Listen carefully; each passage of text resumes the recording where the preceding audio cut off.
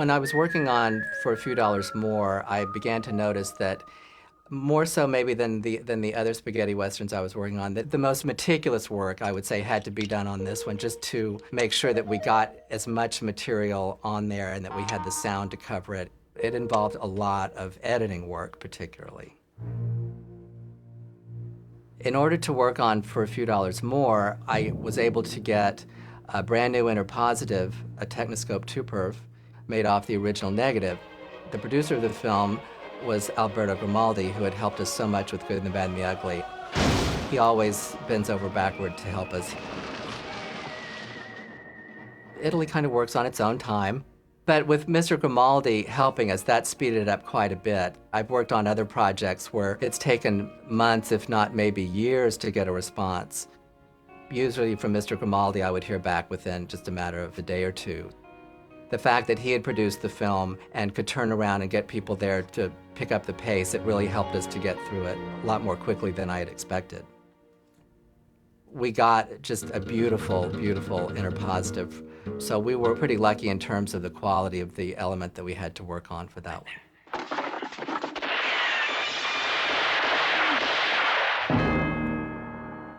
When you're working with a Techniscope format, you have to be very careful in converting it to a 4-frame format because the Techniscope element actually has extra frames at the beginning and end of each shot. So you have to be very careful that you're cutting at exactly the right spot, otherwise it will make the movie go out of sync with the soundtrack. Someone has to know what he's doing, and fortunately the people at Triage are experienced in using the Techniscope format, so we didn't have that problem. They've robbed the bank at Santa Cruz! Follow me!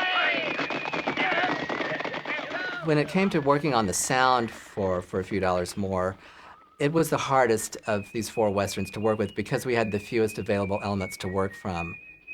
I think we only had one complete set of a comp, which is the dialogue, the music and effects all together on one track. That was mono. The other elements were incomplete, so we just had to get them all together and just try to make the best of what we had, and it turned out really well. I have to say Intersound did a great job of stereoizing it and making everything sound great.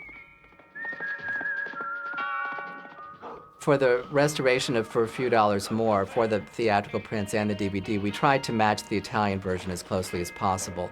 Sometimes when there was no dialogue, it was easier because we had music and effects that we could take from the Italian version and insert it where we needed it. But that was only a few seconds or so here and there. There isn't an extra scene, a complete scene or something like we had for Good, the Bad, and the Ugly, where there were whole scenes taken out.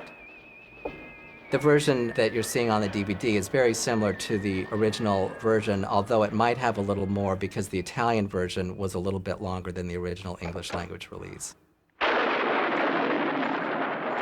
By the time I finished working on For a Few Dollars More, I'd have to say that of all the films, it was the one that I was the most surprised that it came out so well, because we were so limited in our elements, particularly with the sound. When it was done, it looked beautiful and it sounded so great that it was a big relief, and I was very, very happy.